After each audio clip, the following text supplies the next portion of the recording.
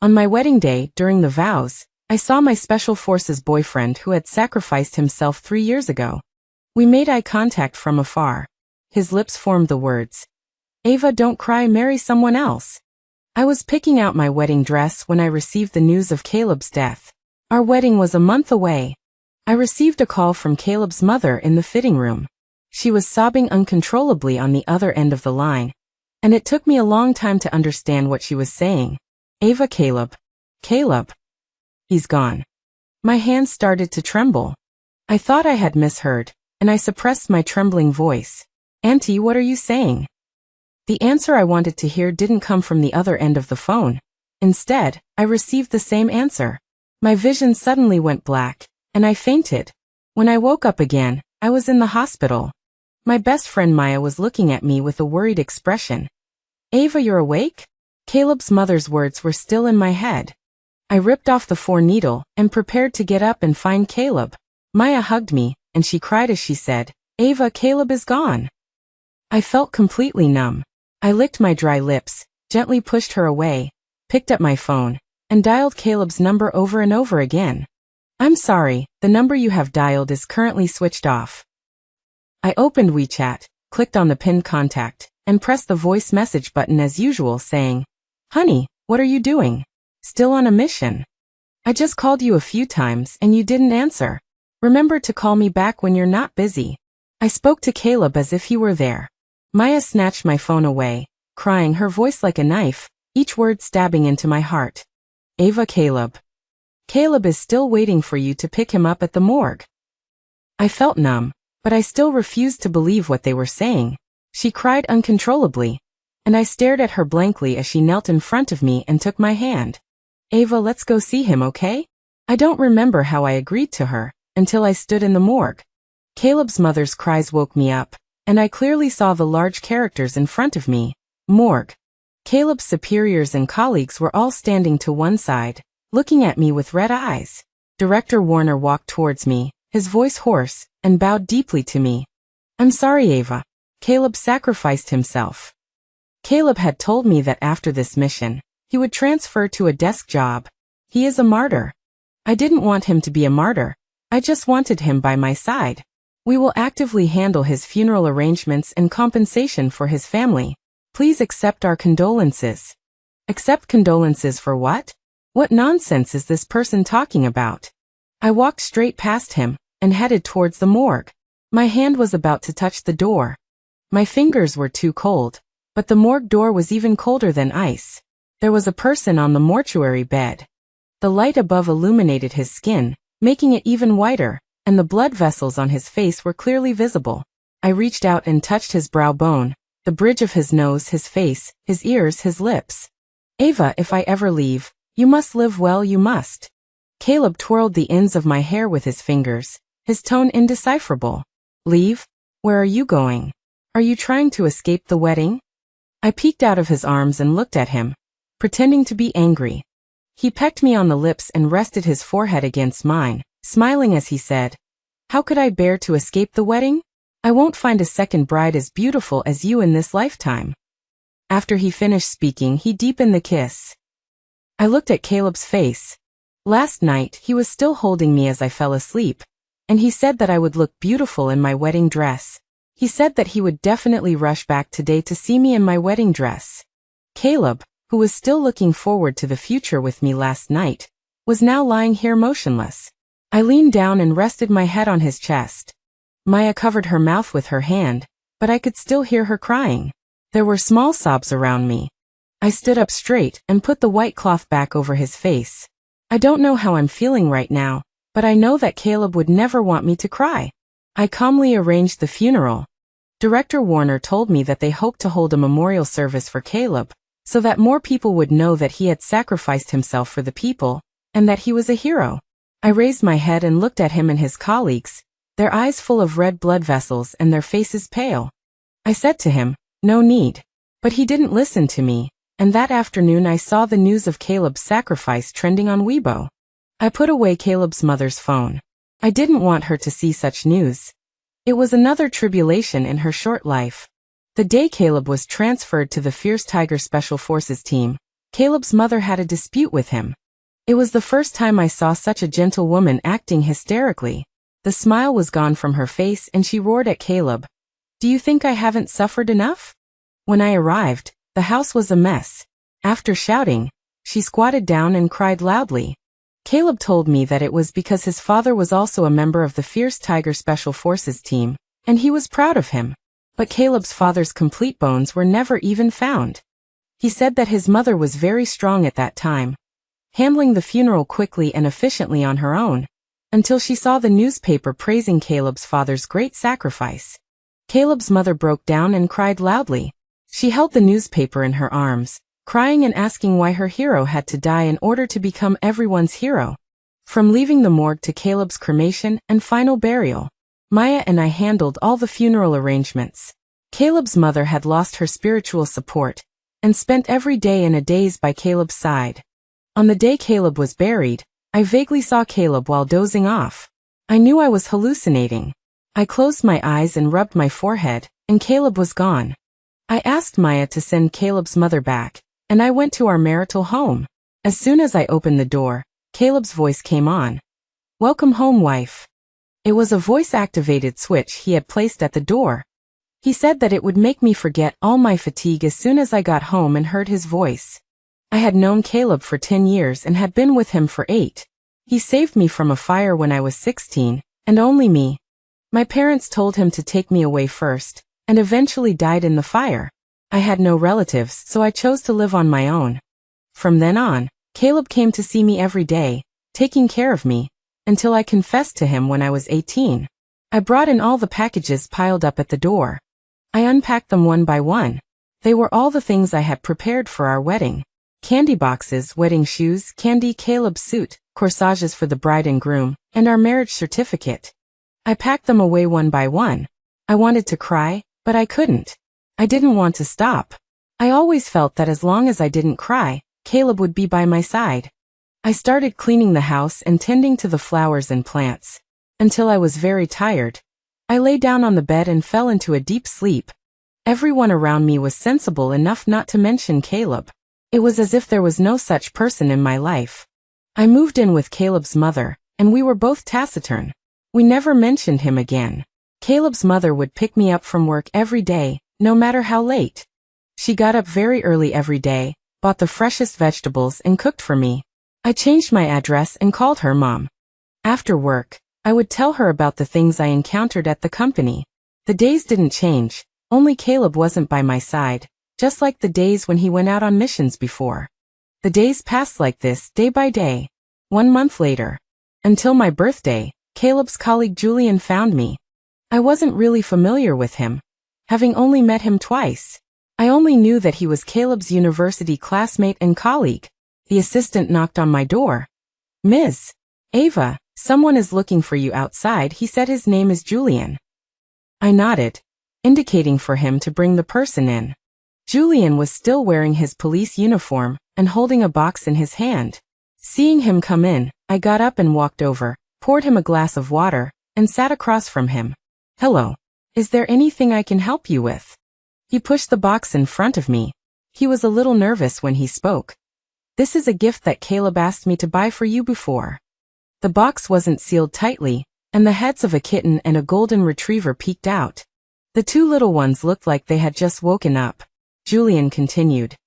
Caleb said you wanted to have a kitten and a puppy for a long time, but you were afraid that you wouldn't be able to teach them well, so he asked me to find them for you.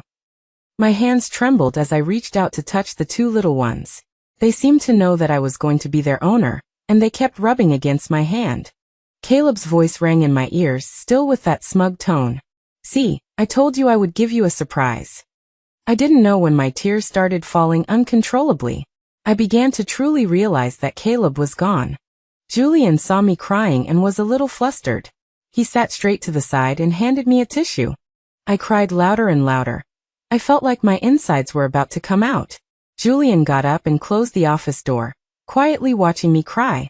I don't remember how long I cried. My eyes hurt so much that I could barely open them. I thought if I looked like this, Caleb's mother would only be more sad. I forced myself to stop. Julian just silently stayed by my side. He said he would take me home. I couldn't drive myself in my current state, so I agreed. From that day on, Julian began to appear in my life frequently. I would meet him on the way home from work, when I was out buying groceries, when I was having dinner with friends. I met him almost every day. I subconsciously felt that this was deliberate, but I also thought that I might be presumptuous. 1 year after Caleb's death, I took Caleb's mother to the funeral home. For a year, Caleb's mother and I healed each other. I had hardly cried in front of Caleb's mother, but she knew how upset I was. She often secretly hid in her room and shed tears. I walked behind her and hugged her, telling her that everything would be all right, and that we would live a good life in the future. Half a year ago, she talked to me about my future. She said, "Ava, I have already regarded you as my own daughter. Caleb is gone, and you are not young anymore. You have to plan for yourself."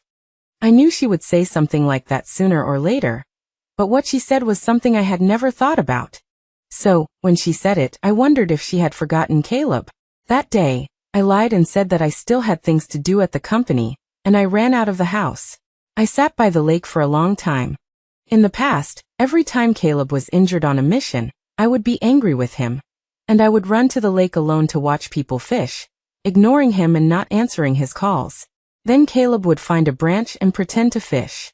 Then he would turn his head with a smile and say to me, "Beauty, I've seen you watching here for so long. Are you a master?" I crossed my arms and turned my head away from him. He shamelessly leaned over. "Beauty, you caught a big fish like me without a fishing rod. It seems you are really a fishing expert." I laughed in anger and scolded him. "Caleb, you are the fishing expert." He leaned his head on my head, his 185 centimeters body acting like a 200-pound child, and said to me pitifully, "Darling, I was wrong. I will pay attention to safety next time." During these years with Caleb, no matter what we argued about, Caleb always apologized. I asked him, "Caleb, it's been so many years. You spoil me so much. Aren't you afraid of me being spoiled?" He looked nonchalant. A real man comforts his own wife. Since I was 16 years old, every day of my life had his presence. Now I am 27 years old, and Caleb has been gone for a year. That day, when I returned home, Caleb's mother was sitting in the living room waiting for me, the white light shining on her making her look very weak. When she saw me, she quickly got up, looking flustered like a child who had done something wrong, and said to me, "Ava, I'm sorry, Mom will never say such things again in the future." Her eyes were incredibly red when she spoke. Caleb's eyes were almost exactly the same as Caleb's mother's. My nose felt a pang of soreness, and I hugged her. "Mom, I don't want to forget him."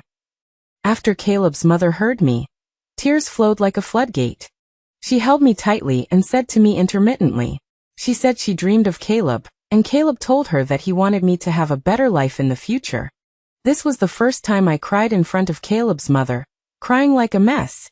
We didn't know how long we cried before finally calming down. She patted my back and said to me, "I'll go make you some food."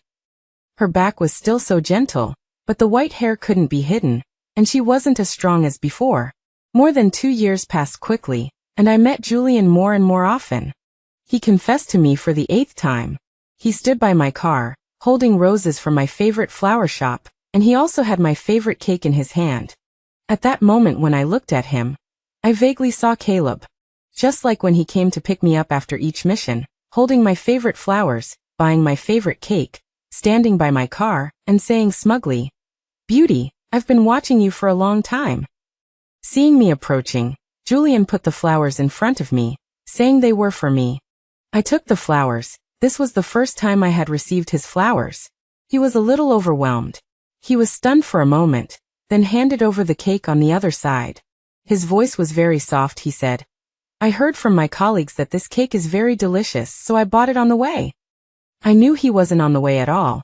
The cake shop was 40 minutes away from the police station, and it was about 40 minutes from the police station to my company building. Because Caleb used to be like that too. I took the cake, looked up and said slowly to him, "Let's get married." Julian's hand, which was fastening his seatbelt, stopped in midair. His expression changed from hesitation to surprise. His voice trembled. "Are you serious?" I turned my head and didn't look at him again, looking at the couples passing by in front of the car. I remembered that Caleb also said the same thing when he proposed to me. On an ordinary workday, he sat in the car waiting for me to get off work, and then said to me, "Darling, let's get married." My expression was the same as Julian's. My hands froze in midair. But the difference was that Caleb took my hand and unknowingly put the ring on my hand, and I nodded blankly. He raised my hand and looked at me with bright eyes and said, "You can't go back on your word once you've agreed." That was 2 months before Caleb's death. I nodded. Julian fumbled to take out his phone to search for the nearest shopping mall. He said, Then let's go buy a ring now." I didn't agree to him directly. I said to him, "2 months later, let's get married." The smile on Julian's face never stopped that day when he left. When he got out of the car, he said to me, "I'll pick you up tomorrow morning." I nodded with a smile. I drove to the downstairs of the residential area, took out the cake, and sat downstairs in our wedding room with Caleb. I carefully opened the cake. It was my favorite white peach cake.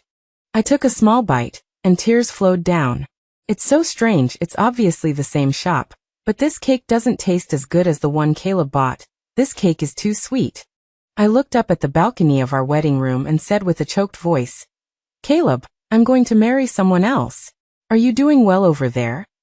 I covered my face, tears flowing through my fingers, feeling like my breathing was tearing at my heart, hurting terribly.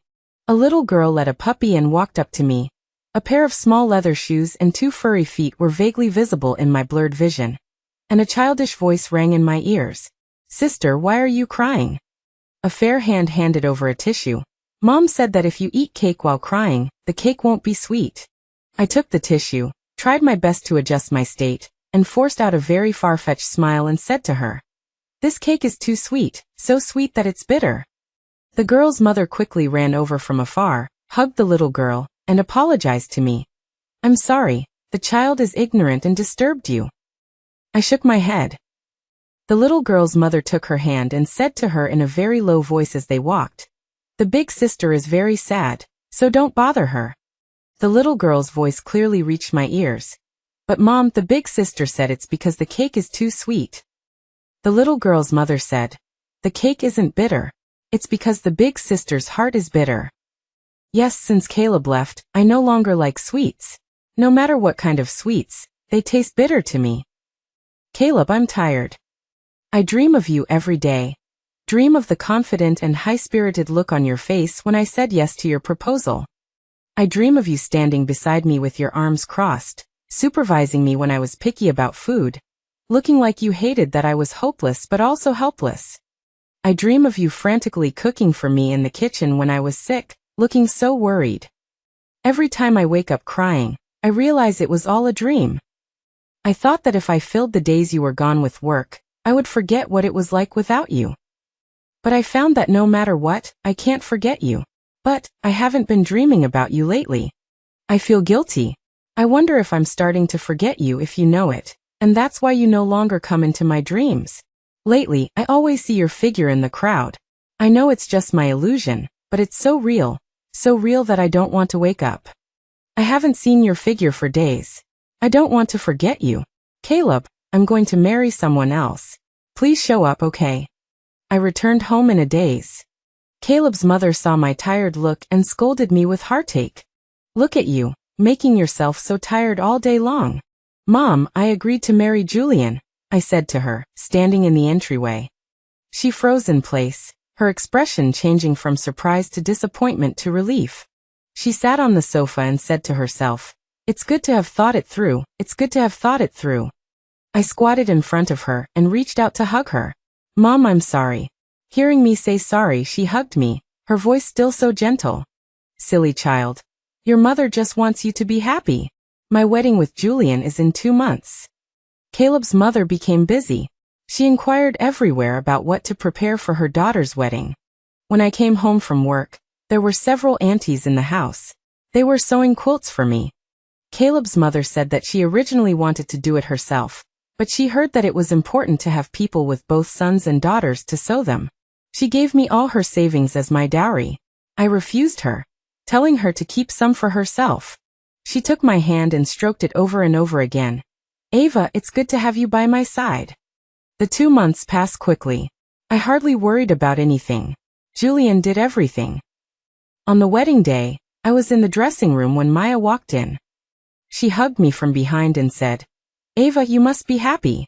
The wedding march began to play. Caleb's mother took my hand and walked me towards Julian. The wedding venue was decorated warmly. Julian stood at the end of the stage, looking at me affectionately. I thought if Caleb were still here, our wedding would definitely be like this too. He would be waiting for me at the end of the stage, and then he would mouth to me, "Wife, hurry up. Please exchange rings, bride and groom." Julian took my hand and put the slightly ill-fitting ring on my finger. I picked up the other men's ring, but I hesitated to put the ring on him. When I looked up, I saw Caleb. His eyes met mine, and my eyes instantly clouded over. Tears streamed down my face. The guests below were talking sparsely. The MC reminded me again. "Please put the ring on the groom, bride." I clearly saw his lips moving. "Ava, don't cry. Marry someone else." After he finished speaking, he turned and left the hall. Almost without any hesitation, I picked up my skirt and ran towards the door. I can be sure that it was Caleb. He was not my illusion. He was a living, breathing Caleb.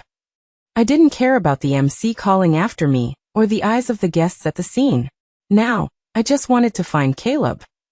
Maya grabbed my arm. She looked anxious. "Ava, what are you doing? Julian is still waiting for you on the stage. Today is your wedding." I didn't care about the emotions of the others. I spoke with a sob in my voice, pointing to where Caleb had just been. "Maya, I saw Caleb. He was just there." Maya looked disbelieving. She took my hand. "Ava, Caleb is gone. You're going to marry Julian now." Time passed second by second.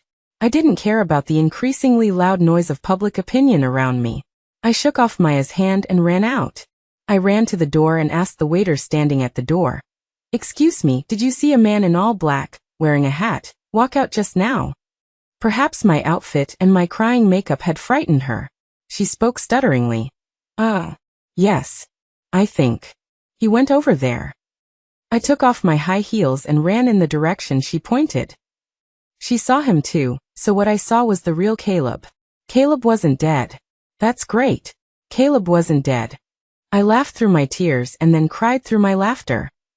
So Caleb had never died. The illusions I thought I was having were all real Caleb. How could he bear it, bearing to watch me miss him so much every day that I was out of my mind? How could he bear to leave me for so many days? Was he sad when he saw me with Julian? Was he also wondering why I would betray him? My mind was full of Caleb. I don't know how long I walked. I looked at everyone who passed me. They probably thought I was crazy. They stayed far away from me, pointing and whispering. No one answered me. The big screen in the city center was broadcasting the news. Recently, the police in our city have cracked the largest fraud group criminal case in our city's history. 342 suspected criminals have been arrested, and the location of the fraud group has been destroyed by our city's police on the scene. This further consolidates and expands our country's zero-tolerance policy towards fraud groups, effectively controlling and curbing all kinds of hidden dangers and social harms. I walked to the lake I often went to. There were still people fishing there. I sat helplessly on the stone I had sat on countless times. My voice was already hoarse and I could barely speak. I covered my face and whispered, "Caleb, where are you? I miss you so much. I'm so tired." Everything went black before my eyes. When I woke up, I was on the bed in our marital room with Caleb. I had cried too hard.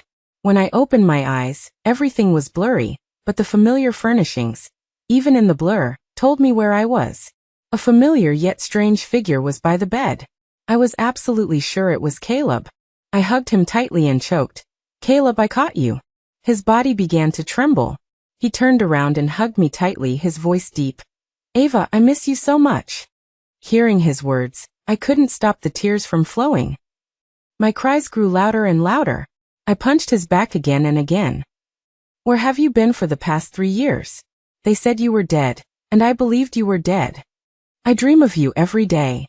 I haven't slept well once. Why did you do this? Why did you stay away from me for so long? Just when I wanted to start a new life, you appeared again." I cried as I questioned Caleb. He just hugged me tightly and said sorry to me over and over again. I woke up. This was probably the best sleep I had had in the past 3 years. I held onto Caleb's arm tightly, and he let me hold him tightly. I woke up almost in a panic. I was afraid that everything just now was a dream, that Caleb was not there. But Caleb was still by my side. I touched his face. He had changed a lot. His once fair skin had become somewhat rough, and his hair had been cut into a neat crew cut, a Caleb I had never seen before. He frowned tightly in his sleep. I used my hand to smooth it out for him. My Caleb, he was back. He wasn't dead. He came back safe and sound. Perhaps my gaze was too intense. Caleb woke up. He smiled and hugged me. Haven't you seen enough? I spoke muffledly in his arms. Not enough. I want to see everything I missed for the past 3 years. His arms tightened around me even more. After a long while, his voice came from above my head. What about Julian? I was immersed in the joy of Caleb's return, and almost forgot that I was going to marry Julian this morning. It seemed like I still had his ring on my hand. I subconsciously looked down at my hand.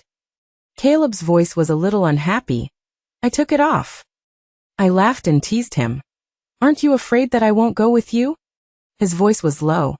I'm not afraid. The current result is what I fear the most. I pushed him away, looking at him somewhat unhappily. So why did you fake your death for the past 3 years? Caleb held my hand and explained the reason. The me back then was practically dead anyway. During that mission, an undercover colleague on the scam ring side saved me.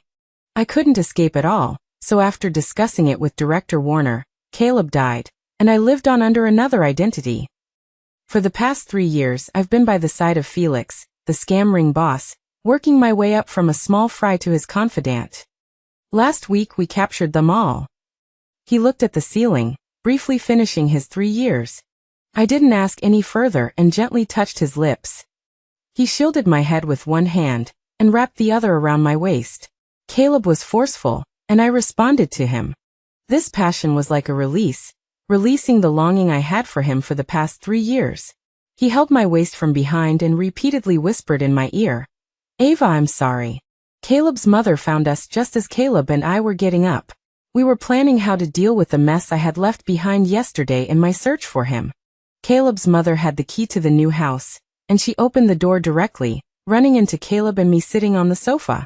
She stared blankly at Caleb, standing motionless. Caleb walked over and hugged her. Mom, I'm back. Caleb's mother burst into tears. She held onto Caleb tightly, looking at him again and again, afraid that Caleb would disappear. When Caleb's mother learned that we were going to find Julian, she insisted on going with us. She said that what we did was indeed unfair, and she had to go with us to soothe people's feelings. After our various persuasions, Caleb's mother finally agreed to let us go by ourselves. She repeatedly emphasized that we had to show a good attitude of apology. I called Julian, and we arranged to meet downstairs at his company. Julian seemed relieved when he saw Caleb and me. We sat opposite him. As I was about to speak, Caleb spoke first. Julian, I'm sorry. We explained the whole story to him. Julian smiled and looked at us. You know what? When I saw you walk in together, I suddenly felt relieved. Fortunately, I lost to you the living Caleb, not the dead Caleb. He looked at me, smiling with understanding, and said, Actually, I liked you the first time I saw you. But you and Caleb are like a match made in heaven. You two together are very well matched, so well matched, that I think you two were born to be together. He stirred the coffee on the table with a spoon. Don't feel guilty towards me. If you married me and you weren't happy, then I would feel guilty towards you. After speaking, he stood up. Okay, you don't have to worry about me anymore, and you don't have to worry about my parents either. I'll explain it to them. He took a few steps forward, not looking back. You must be happy forever. Everything was returning to normal. I took annual leave from the company because I wanted to spend some quality time with Caleb. Caleb's identity was about to be restored as well. My Caleb, he's not a martyr, he's a living hero. Caleb got up early today. He said that today was the day his identity would be restored, and he had to prepare well. I propped my head up with one hand on the bed and watched him.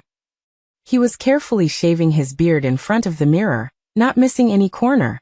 I pretended to be angry and questioned him. Why didn't you dress up so carefully when you saw me? He turned his head to look at me, straightened his tie, walked towards me, and kissed my forehead.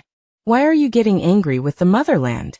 His forehead was pressed against mine, and the scent of mint filled my nostrils. He took something from the bedside table, and knelt down on one knee in front of the bed. Ava, will you marry me again after my identity is restored? His eyes sparkled. I stared blankly at him for a moment, then smiled and burst into tears.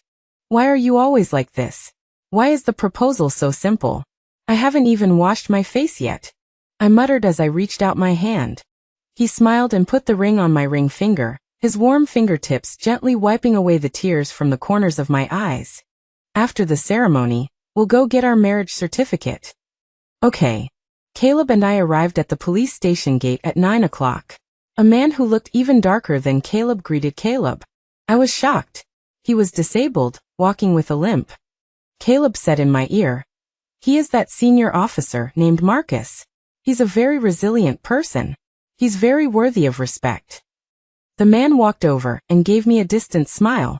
A group of police officers stood at the gate of the police station, each of them wearing neat uniforms. Caleb and Marcus walked towards them. Director Warner took out 2 brand new police uniforms with their numbers on them. I stood behind, already sobbing. This time we have destroyed the largest scam ring in the city's history. All of our officers, especially Comrade Marcus and Comrade Caleb, have made great contributions in this operation. The Ministry of Public Security recently decided to award Marcus and Caleb the title of second-class hero model of the National Public Security System. It was 11 o'clock in the morning when we walked out of the police station. Caleb walked towards Director Warner. "Director Warner, can I take a leave of absence? We're going to get our marriage certificate today." He pointed at me and said with a smile. Director Warner patted him on the shoulder.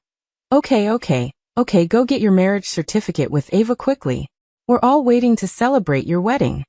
Some colleagues behind us also followed suit, and I lowered my head shyly. Caleb smiled and said to them, Okay, this wedding celebration won't be for nothing. Everyone, get your red envelopes ready." After speaking, he took my hand and walked out of the police station. The police station wasn't far from the Civil Affairs Bureau, and we walked hand in hand all the way. The sun shone on me, making me feel a little hot. I moved to a shady spot, shielded my eyes with my hand, and smiled at Caleb saying, "It's great, we're getting married soon." He smiled and pushed me towards the sun saying, "You've been staying at home for a long time, come out and get some sun." I was a little unwilling, but thinking about it, it was true. Since I took annual leave, I had been staying at home with Caleb all day. Caleb would even go downstairs to pick up my packages for me, but I didn't go out at all. As we were about to reach the Civil Affairs Bureau, Caleb said to me, "Ava, go in first, I'll wait here for a while." I looked at him in confusion. Wait for what? He smiled mysteriously and said, "Secret." Then he urged me to go in quickly. I looked back at him with every step I took, and each time he pretended to push me in. I shouted to him, "Hurry up." He nodded and I walked in with peace of mind.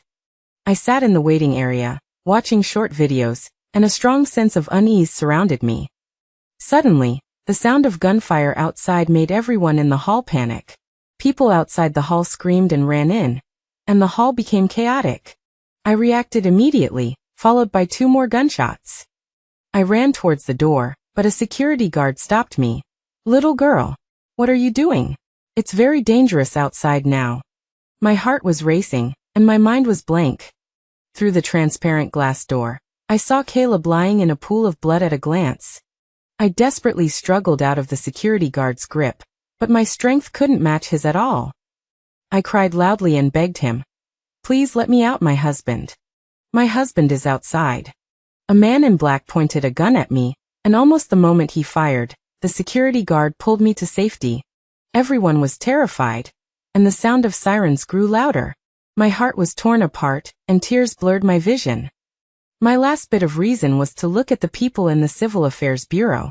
I didn't desperately run out until the police came to open the door. I ran to Caleb like a madwoman, crying and begging the police around me for help. "Please save him. He just had his identity as a police officer restored today. Please save him. Caleb's body was still a little warm, and the blood on his body kept flowing. There was too much blood. I desperately covered his wound with my hand, and a policeman pulled me away, his eyes slightly red. Sister-in-law, brother Caleb is gone.